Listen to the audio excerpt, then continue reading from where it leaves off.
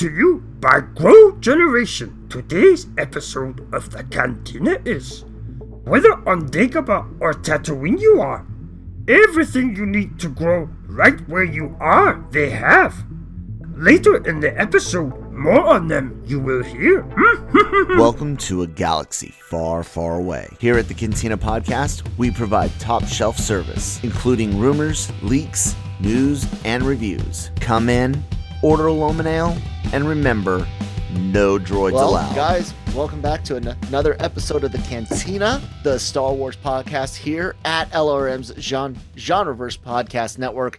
The guys at the beginning told you exactly what we're here to do. Who's sponsoring the show? Grow Generation. Thank you guys so much. LRMonline.com, Genreverse.com, every day for all your entertainment news, needs, and opinions. Genreverse right now leads to LRM, but we're building our landing pages for the podcast side, and those things will hit soon. Social media information, all that stuff's down below. You guys are podcast fans. You know how to do this stuff. Yeah, I am Kyle Malone. Joined as usual by my co-host, the co-captain of this flying booze vessel, Cam Clark. What's up, bud? Hello there.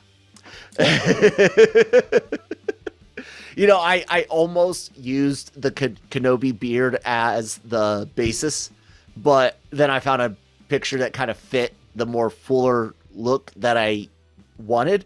So right. I got that. I got a haircut. I got beard trim. The hair's not styled. It's kind of just messy and hanging out of my headphones right now, but I got to get some product and learn how to. I did think you were kind of going back to the 70s. What was that? At one point, I thought you were going back to the 70s there and going for the hippie look for a while. I really, truly didn't want my beard to be that long and that scraggly. I didn't want my hair to be that long and just happens sometimes. Yeah, it was hard to find someone to do beards. A lot of people, I think. My hair certainly got. I mean, well, it was for a while you couldn't get a haircut, so you know my hair got ridiculously long, as did my beard, and my wife thought I looked like someone at the Bee Gees. That's hilarious. So, it's about better now. Yeah, I would love to actually bring up a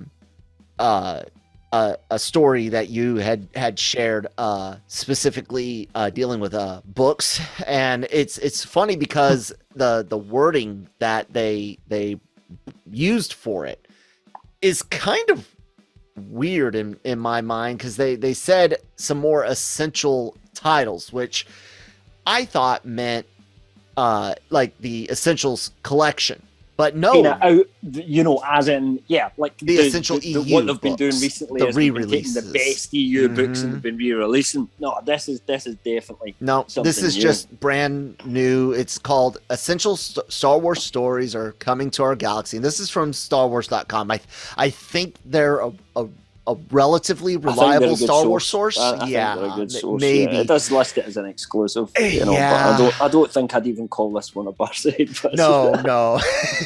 So they say StarWars.com thrilled to reveal 4 new books featuring never before told tales from across the Star Wars saga.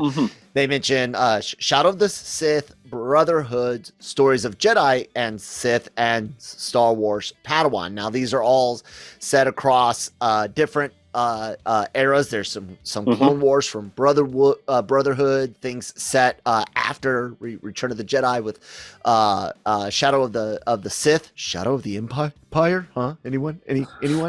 Well, Shadow of the Sith could be something completely different from that, though. I mean, it probably come on. They're invoking the name, though, just like Heir to Jedi. It's like that classic title that they use, let's check 1,000 fantasy franchises, and one of the books will probably be called Shadow of the something. But Shadow of the North, Shadow of the Dark, blah blah blah blah blah. But you can't deny that one of those first books for the new canon back in 2015 or whatever, 2015 was Heir to the Jedi. Like they 100% picked that because of Heir to the Empire being that first big. I know there was Splinter and whatnot, but the first the Splinter of the Mind's successful Eye didn't get EU. released at first. Though remember, it was written much earlier, but they didn't release it because it obviously didn't follow canon at that point because it was pre-Empire Strikes Back. So it didn't really follow any of the canon. So that I don't think that was ever released till much later. And I don't know what year it was now. I mean, I don't know if you've ever read Splinter of the Mind's Eye. I have, and it doesn't quite fit. You can tell it was written post Star Wars and pre Empire. The writer that's seen it, because there's just a lot of that world building's just not there yet. But hey ho, It says it was first published by Del Rey in 1978. It was published in 1978. There you go. That's what they say. Did they stop it then? Or Wikipedia's not the best. Printing it and then re-release it again? Because I'm sure when I picked it up and read it for the first time was, we're talking, there was EU books out already at this point, and I remember it clearly stating on it that it was written at a time when it didn't fit the canon or anything. There may have been some. So I don't know if they did a re-release or something. Yeah, there was for it at that point. There was 78 multiple releases, hard and softback. In 78, 81 there was another printing, 86 another printing, and 2011. So my guess is 80, 81, probably 86. That reprinting maybe came with That's probably the one I'm kind of thinking about, given the kind of timelines of when I started reading Star Wars books. Here's some of the covers. I don't know if you are able to actually see the screen or not. These are I can see the screen. But yeah, these are some of the I remember this cover. Like, these are the ones that I have in my mind when I think of like the library and seeing the book. Me too. Yeah, and I think that's where I picked it up at one of these kind of, I don't know if you have them, but we used to have these things before the digital age, mobile libraries that would drive around. Yeah. So for people who couldn't get to libraries, and you would come around and you went in and you rented a book out, and then the next time the truck come back, you would take it back and exchange it for another one. So that's where I read all the Star Wars books. Yeah, we have those bookmobiles, and we also have like a little small libraries. It's basically like a newsstand, but it's just a thing full of books. Take one and leave one, and it's an honors system, but it's pretty cool. I like that books are available like that. Books, And once you've read a book, most of the time you just want somewhere else you can pass it along to, don't you? Unless it's one of your particular favorites or something. Yeah.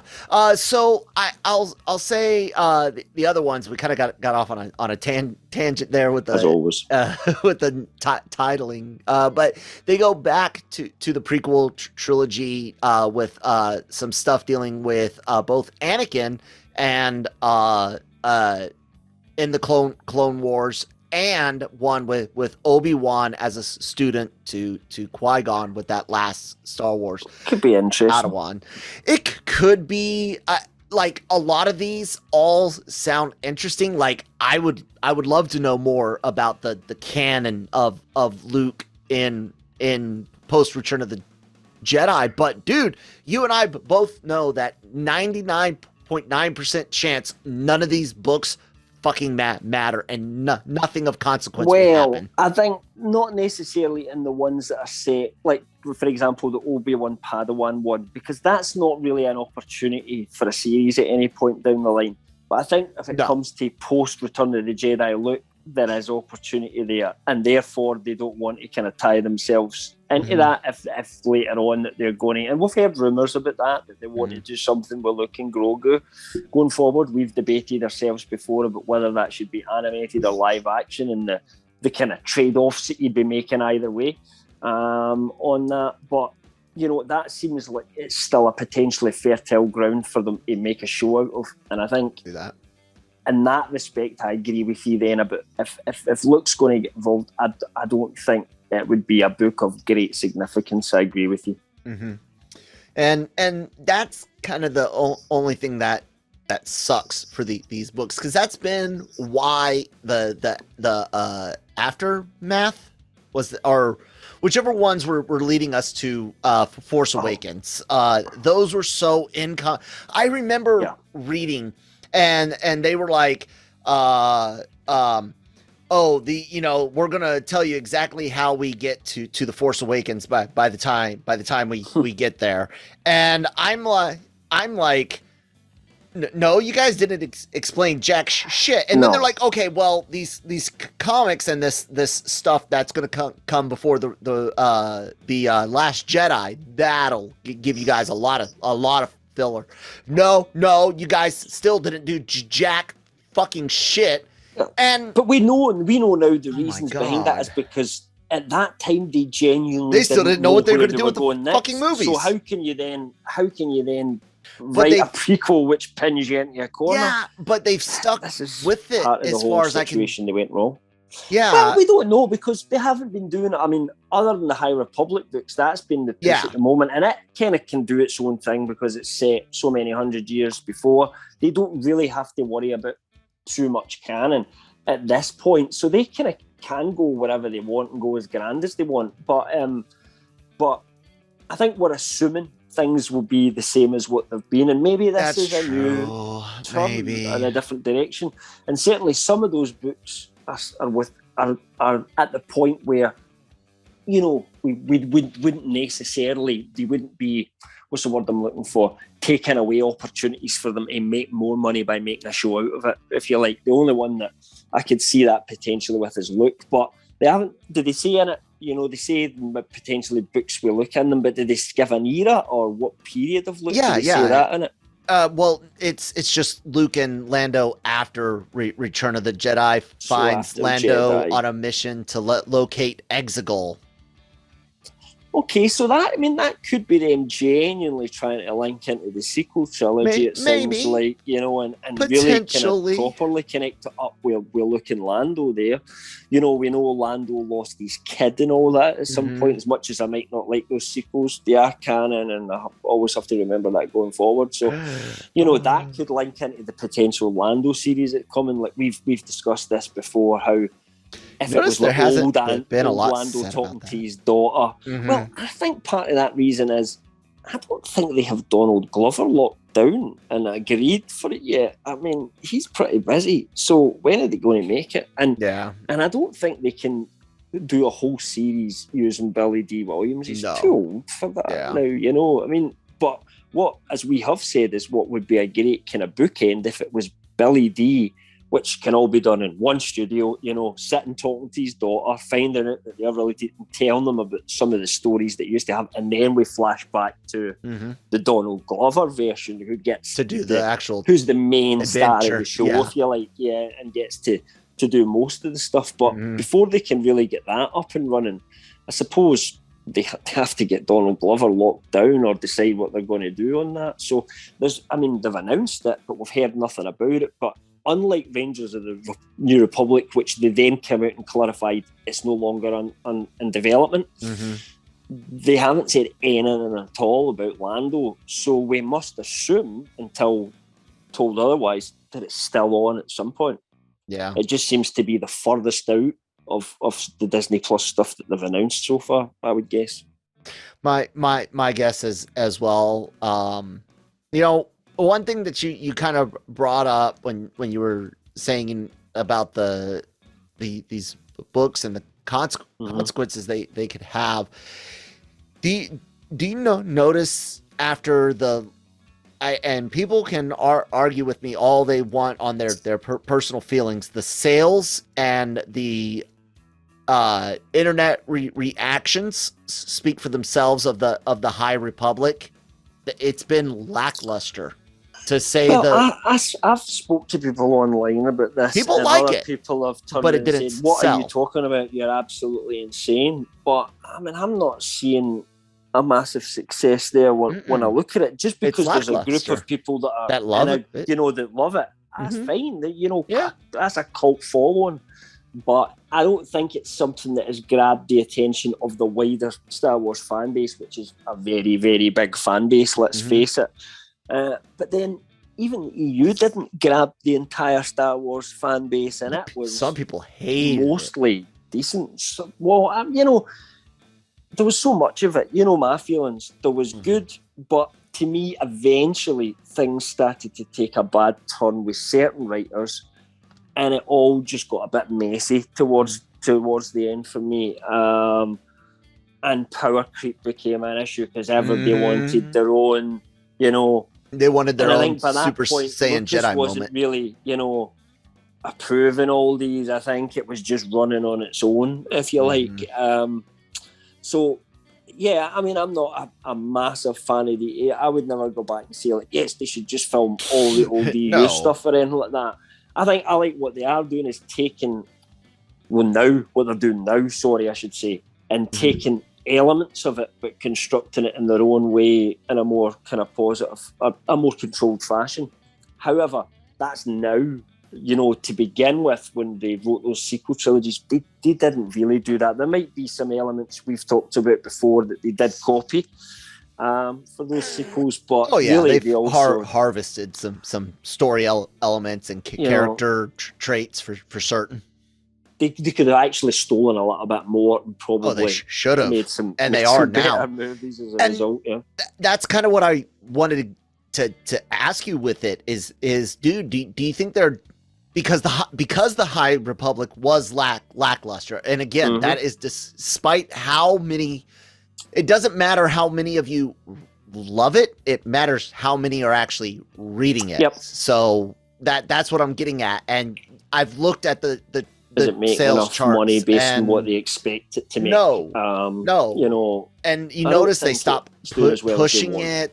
They stopped supporting the new books as much as they did. They're not spending as much in market. No, they're not. So with that, and besides the comics, you haven't even seen a lot of novels taking place with classic characters or prequel characters even. Do you think that the success of the Essentials line, the Essential EU line, Essentials Legend, that's what it's called, Legend Essentials or whatever, the EU releases, do you think those successes are leading to this type of stuff with these characters?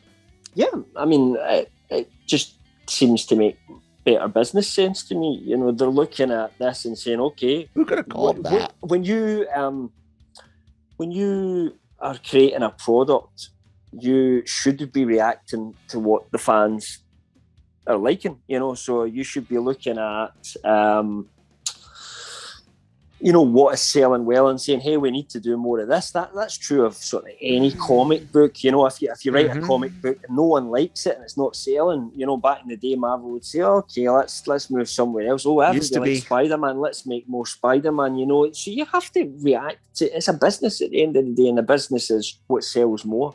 So I think there absolutely is that. But I wonder what I don't think they should do, and I don't think they will do this, is stop doing the High Republic. No, because they need to push these things, and they have got a fan base, and they need to be true to that fan base as well. New original stuff and new creations. It could get better as well. Yeah. Now, but I think hopefully if they do books that will sell more because they have that connection to the larger Star Wars fan base, it kind of finances the more riskier stuff, if you like, as well. That's true, because you can afford. I mean, there's tons of writers out there. You know. Yeah, you can afford more bumps in the road if you've got a steady stream of print money, not printing money, but money from your print business. How much money do you expect to generate from that side of the business? So you could take more risks, and that was always my thing. I always looked at them like, why are you guys leaving that money on the table? I always said it was the dumbest thing in the world to cut the EU like they did, and they have softly walked it back. And a few have not said it yet, but all without adding new stories to it, basically. This is kind of like them.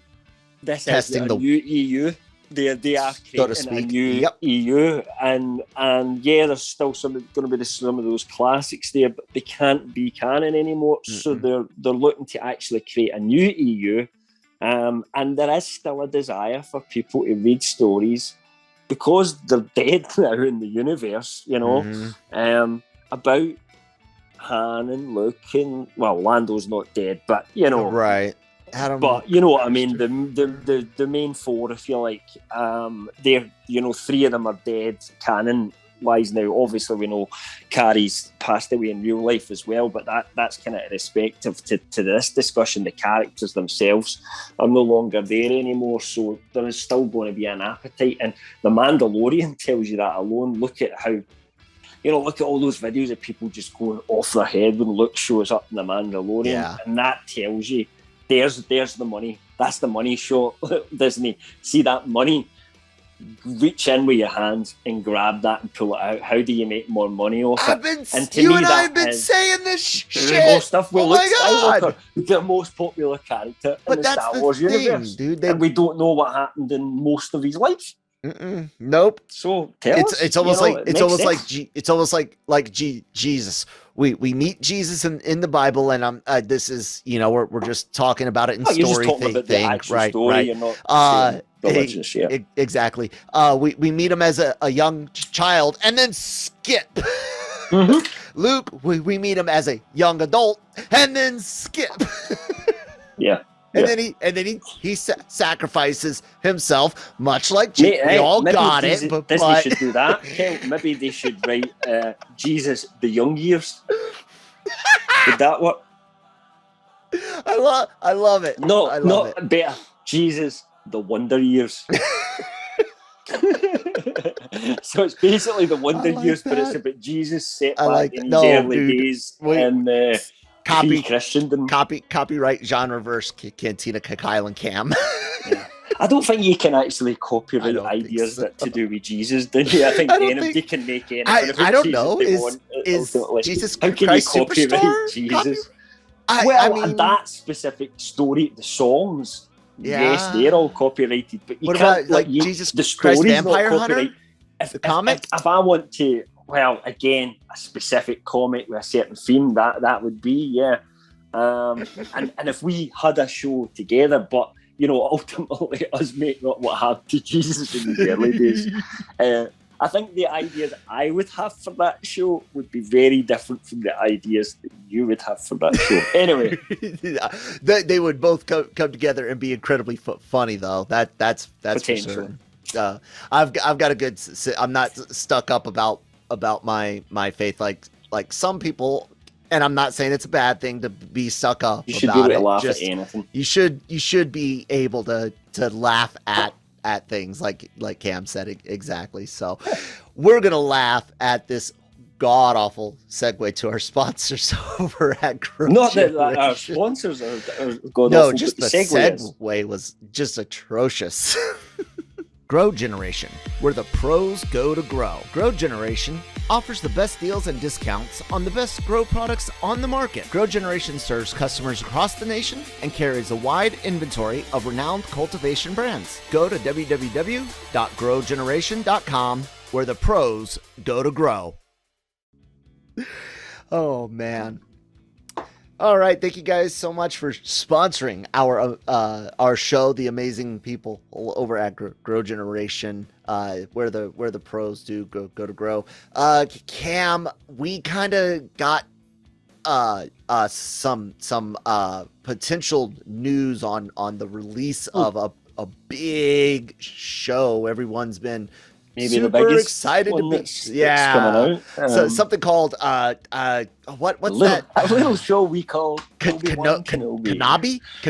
Yeah, that's it. Kenobi. Obi-Wan Kenobi, yeah. You know, it's worth just mentioning how much this one, I think, means to the fan base. This is the one that when I see people, you know, people want to see Andor, people want to see Mandalorian Season 3, they want to see the Book of Boba Fett. I'm not saying they're not popular, but this is Obi-Wan. So, you know, it is a huge deal. So, yeah, the people at... Mason, you mean? Yeah. Well, I was going to... Yeah. Jordan Mason, who has definitely got an inside track into Lucasfilm.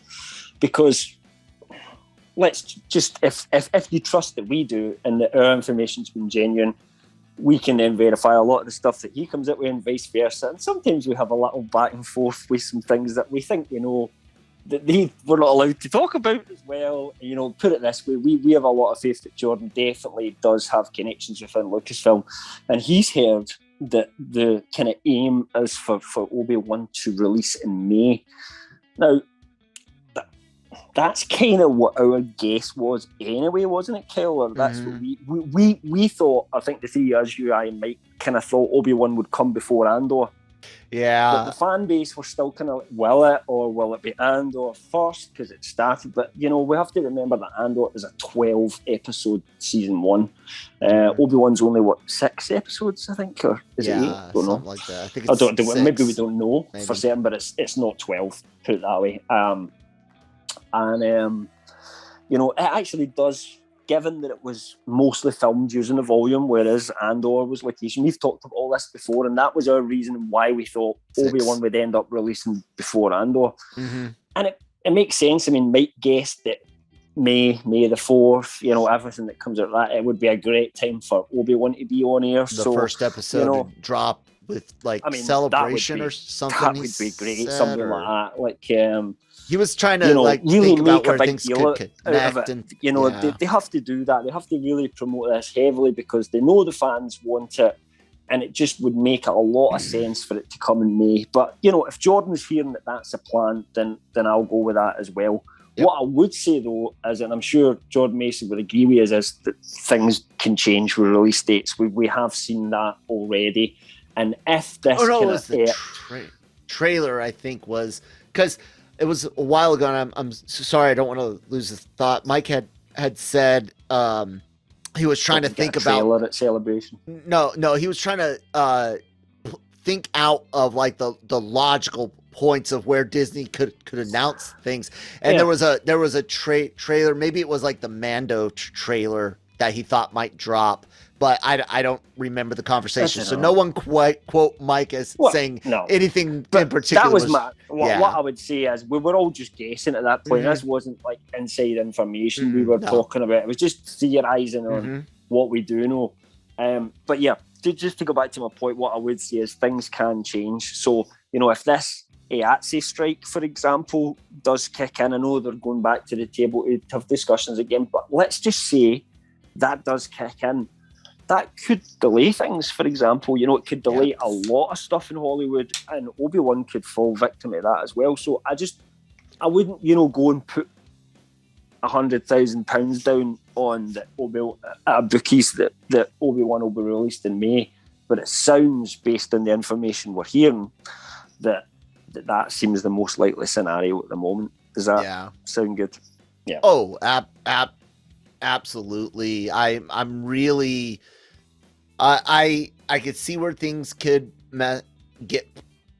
be caused to be pushed back, but I believe wholeheartedly the full intent right now is May. It just makes the most sense. But ultimately, again, it's business, right? So, you know, just think of the business rationale behind having that as being the May show. And I've kind of theorised, and this is, you can disagree or agree with me if you May want 4th on this, Kyle. is a Wednesday, too. It is a Wednesday. It is a Wednesday. That's the thing, you know. You're just like, oh. And I do know, like, I just don't know. It could be, you know, Obi-Wan releases in May the 4th. I mean, I don't know. I think they'd love it to happen, but whether it's ready in time, I don't know. They won't put it out if it's not ready, put it that way. My guess is, therefore, that we have Book of Boba Fett come December 29th. Mm-hmm. We know it's 6 episodes long, so so we kind of know how long. Is it 6 or 8? Jeez, I'm getting confused with all these now. I think it's 6, but I'll get that. Kyle will confirm that on his laptop at the moment. Not laptop, sorry. Because use a laptop. Excuse me, I just offended you. 8 according to Tom's guide as of September 29th. That'll be right, because as I'm sure we've covered it, it's just the state of my adult brain at the moment. So we get that on December 29th. That's going to last for 8 weeks. My guess is that Obi-Wan would then be next up, that we would get a Star Wars break between then and May, and that's when kind of Obi-Wan Kenobi would kick in. I would guess then the next one after that could actually be the Bad Batch Season 2. Although, what I would say with the Bad Batch is I don't think they would be too scared with the Bad Batch of having it cross over into some of the live action stuff, because they know not everyone's going to watch the animated stuff. So it could have a bit of crossover. It'll be much longer, obviously. What was it, 17, 18 episodes this year? So it could be that again. I would guess that would be my guess what it would be. So my guess would then be Andor would be kind of fall time, if you like. That could take us right through to winter, and then maybe December, January 23, that kind of area where we might see Mando Season 3. Would you go with that, or would you have I know when I said that online, a few people come out and say, like, readers come back and said, nah, I think it'll be this, that, whatever. So it really is just guesswork. So I'm just asking your opinion. The only thing I'm curious about is Andor, and I know everyone's talking about what wrapped when, what started when. We all know that a lot of these productions, like every production, had some early shooting. We'll have some later shooting, not including reshoots, just additional shooting, as well as everything having reshoots. So while we might see certain things being reported on as official start or official wrap, we know that these shows get worked on till the day, till the week of release. Really, when you talk about wraps nowadays, you're talking about the main portion of the crew. I would not be surprised to see Andor in a late summer release versus an early fall.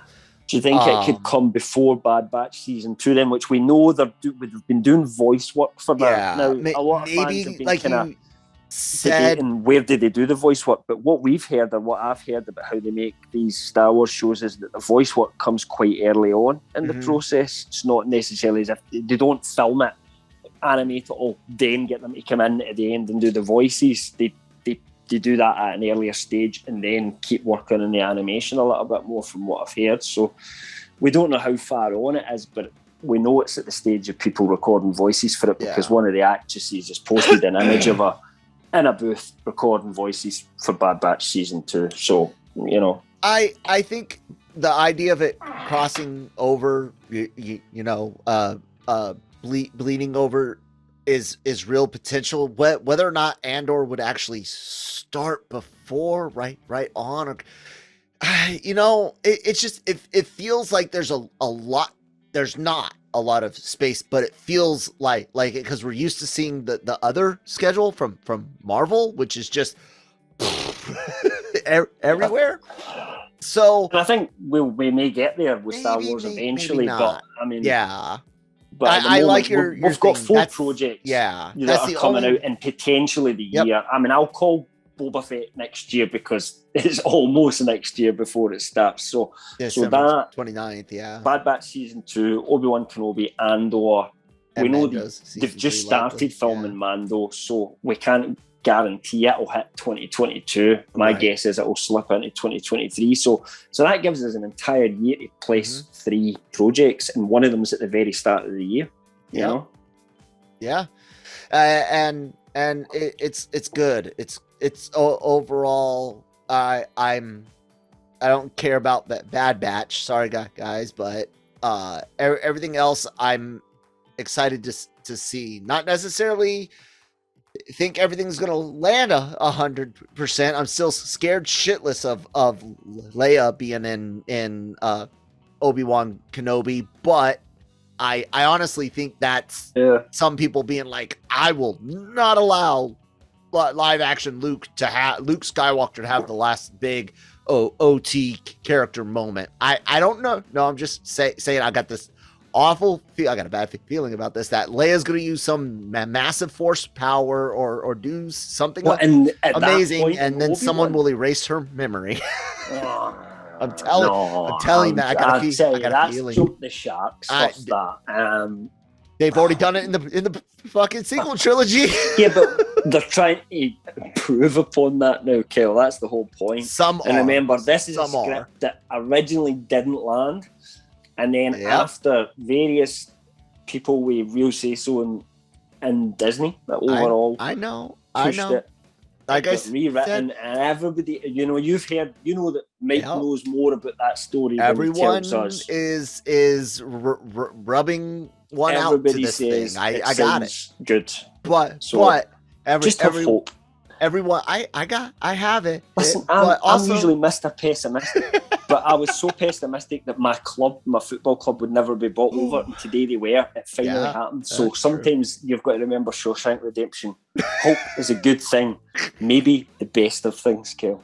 Oh man, I have that. It just didn't make any sense for her to be in there, and it's just kind of like why.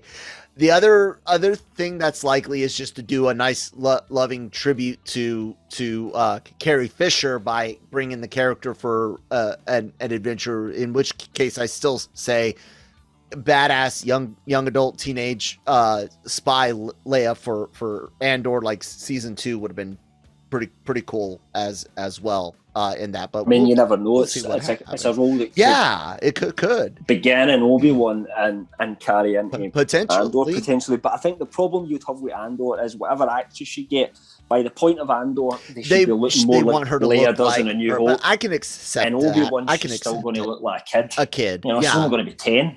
Yeah. So. Oh, I got that. I'm saying I could accept it, just like I could accept I don't want to necessarily recast Luke, but I could accept it. I prefer the animated thing. I guess I'm 50-50. Yeah, I guess the last thing we could kind of talk about is a potential well, it is a spoiler. It's a scene description from the scene description, but I wouldn't call it particularly spoilery. No, I mean, people that are looking for, depends on your spoiler level. Yeah, if you don't want to hear about an actiony type scene and what it's gonna, where it'll be at, because really that's it. It's the description of an action scene, a set piece. Yeah, so it's probably worth saying before we get into this that if somebody wants to go completely clean into Boba Fett and not even know anything about it, but then I would question why those people probably listen to our podcast in the first place, since we discuss rumours so much and little leaks and stuff. But we to be fair, with story stuff, we're not really into spoiling stories, so we tend to, when it comes to the story, it tends to be our own speculation of what we think is going to happen. But yeah, if you really don't want to find out about an action scene in Boba Fett, maybe come back and listen to the rest of the podcast another time. After this point, there's chapter markers in the description below. You could skip ahead or come back later. But yeah, I'm going to go ahead and share the screen. You're all staying on. Yeah, here we go. So. We got this description came from Star Wars Newsnet. Everyone knows who they are. We don't need to go into them. And they said, excuse me, I'm choking here. Hold on, let me check that message. Okay, not important. A reliable source has described a scene from the Book of Boba Fett to us. In the scene, Boba Fett will be encountering and quite possibly taming or controlling a Rancor. Our source was not completely positive on whether Fett is fighting the beast or controlling it, but Fett is standing on the back of the Rancor's neck and looks like he's riding and controlling it as it tears through a complex or city street on what is likely Tatooine. We consulted with a separate source who confirmed the scene is indeed in this series. I kind of expected the Rancor to be involved, because you would think like, well, what's his name's gonna. It's funny you should say that, because I would never have thought that until I had watched the Bad Batch season 1. Oh, see, did they do something with that? So there was a episode where they have to get a Rancor, and it's just a baby Rancor, and the person taking delivery of said Rancor is one Jabba the Hutt on Tatooine, but it's not the one that was killed in Return of the Jedi. Obviously, we know that for a fact, and the name, you know, and everything like that. So I wondered if that just meant that Jabba actually had more than... I'm not saying specifically it needs to be that one, but I wonder if it indicated to me at that point that maybe Jabba didn't just have one Rancor kind of thing. But you say, where would he keep any of the other ones? They're kind of big, you know, and he kind of had this big dungeon perfect for it, if you like. So I just thought my thinking was that the keeper one would have tried to get another one, because we don't see him die. The keeper, we assume, isn't necessarily on the sail barge. You know, why would the keeper go out to the Sarlacc I'm pit? going into the EU here, obviously, but this is an EU thing that is in my I'm head canon ignoring still, the is that EU he did for live, this. and he was, you know, because they did tell his story quite well. Tales of Jabba Tales Palace. of the Jabba's Palace, yeah. Yep. Which is, by the way, if you ever... I heard somebody suggested this the other day there, and I wholeheartedly agree. Instead of a what-if show for Star Wars, give us something like that, Tales of Jabba's Palace. Little, small stories about inconsequential characters and how they got there in the first place. Yeah. Actually, that's a great idea. Yeah, that all those inconsequential wastes of like 7-8 hours of my life to read of a 500-page, you know, Did you not like novel. that? No, that idea is good for animation. That's what I'm saying. Like all of the novels that they've been doing that don't have any consequences would have been better off as animated shows, because it would have been faster. Yeah, you're right. So I don't know, is there the honest answer about why we're going to see, or whether this Rancor will be like that one from the Bad Batch or something like that. I mean, it may never get named. What I would say that I kind of is cool from my point of view is that we've never seen a live action Rancor since 1983, and of course they did the special effects a little bit in the special editions, but there was only so much you could do to that very old model. I'm kind of interested to see a modern special effects version of an adult Rancor. They're quite cool monsters. I'll also say this, and I'll guess this is not the last Rancor we'll see. I expect us to see one for the Acolyte. I expect to see Dathomir on the Acolyte, and if we don't, I'll be highly upset. And therefore, the Rancor's kind of natural environment. Yep. So that's one thing I really would like to see. If you remember, but back when the Cantina first started, you and I wondered about the idea of like a Star Wars horror set with the Witches of Dathomir, and I still stand by that's one of our best ideas. I stand by that they shouldn't do horror ever in Star Wars, but you know, we'll agree to disagree. Bring it.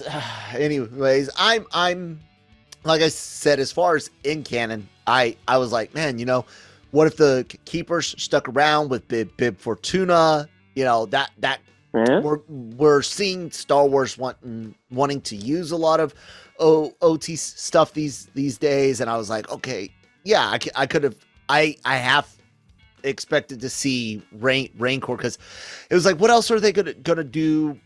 They're not gonna use crate dragons. They're gonna want to have some sort of beast, just like they did in Mando, and Rancor seemed like a good thing on Tatooine that would likely get another one there somehow.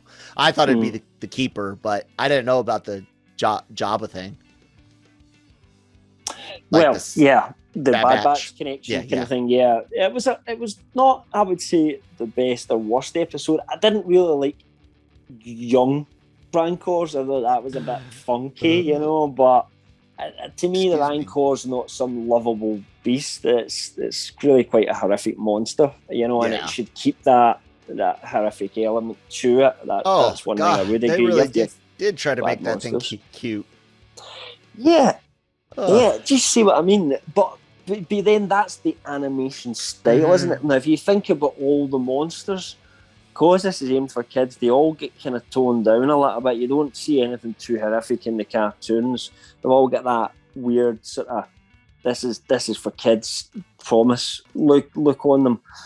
But obviously when it comes to live action and the Book of Boba Fett's not for kids, I wouldn't say, and therefore, I'm expecting to see a proper Rancor at this point. Well, it sounds like a cool action scene to me. Yeah, I'm down with it. I want to see it, of course. Robert Rodriguez is one of the most talented directors out there. Seems like a real legit cool guy. I'll just put the caveat in there. When he's got someone to rein him in at times. Yeah. Because sometimes he goes too far. Well, I'll say this. The movies may not always be the best thing in the world because of what you're getting at, but the direction, the shots, the action, I think he's always done a good job at capturing as well. That. Yeah. And he also seems like to be a legit cool guy. Like I can remember some extras where he's talking about the movie and filmmaking and stuff, but he's making like a sandwich and teaching you how to cook the sandwiches as well. And the fact that he built this movie studio on his property, so he could not just test things out as a filmmaker himself, but so he could make shit with his kids, man. That's how the Shark Boy, Lava Girl, Spy Kids I know stuff he all does that came stuff. About, for his kids, but and that's cool, and that carries over into his filmmaking with things like action set pieces. It's like the test footage he did for his episode of Mandalorian. It's like playing with action figures. We all did it. Absolutely. How many awesome, fight scenes with action figures that were way more badass than anything in the prequels or sequels could ever imagine have done. And it was there in our hands and in our minds. And he gets to do that with real big action figures. Yes. So I'm pretty excited to see that. Yeah. That's all I got to say on it.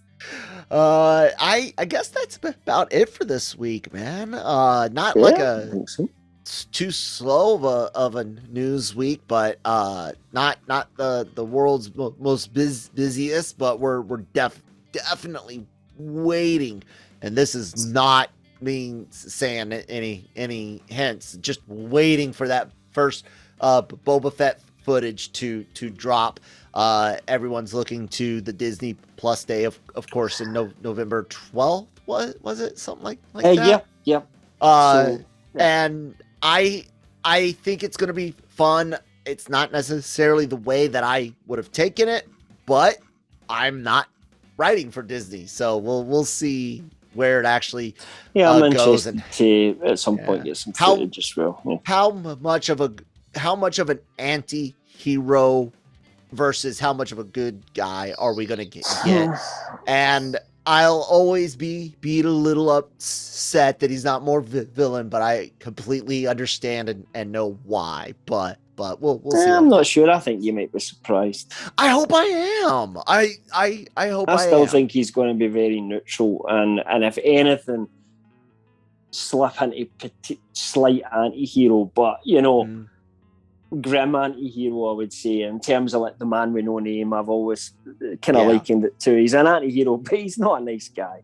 Nobody can watch those films and say, "Oh, I really rooted for the hero there," because that's not the type of character he is. Yeah, we always bring up Payback as the prime example of the bad guy that really only has you can end up rooting for one thing. He had a girl that he didn't want her being treated bad, and he wanted to do right and by her, and that was his future. That was his only real redeeming moment. But God, you wanted him to kill all the people that were worse than he was. Yeah, and that's what I've got in my head. Boba Fett just killing randomly, like just whacking dudes that are just worse than him, because they crossed him. And at the end of the day, we'll find out these people are bad dudes.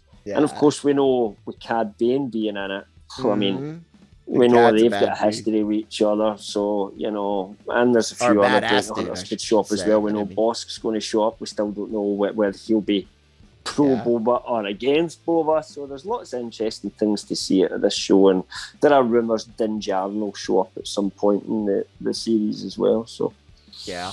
we shall see. We shall. And everyone else, you guys can see all of that with us by bookmarking and visiting lrmonline.com and genreverse.com every day for all your entertainment news needs and opinions. Check out our Genreverse Podcast Network, wherever you get your podcast from. You're obviously listening to this one on something, and go ahead and follow us there. And if you're not listening, you're watching on YouTube, please subscribe to LRM's YouTube channel, because in addition to all the podcasts and that are available in video with beautiful moving color pictures, it's amazing technology. We have a lot of interviews with celebrities, and I'm not even gonna go through all the names, because this year alone we had De Niro and Damon and oh my god. But it's just, you know, the most important one, Kyle, is, and the one that I am jealous about, is the one that Gig published. Was it yesterday? Gig got to interview Miss Piggy. Oh yeah, and Gonzo, that was really cool too. I saw that one. I like that was just cool. Yeah. Whatever. I mean, that makes me jealous. Yeah, I must admit. So everyone, please do check all of that out. There's social media information down below. Next podcasts coming up: Daily Cup of Genre, Breaking Geek Radio, the podcast, Animeversal Reviews, Midnight Run. Check all that out. Cam, you got anything you want to say, plug, or throw out there? No, all good. You've covered it all. All right, everyone. Until next time, may the force be with you.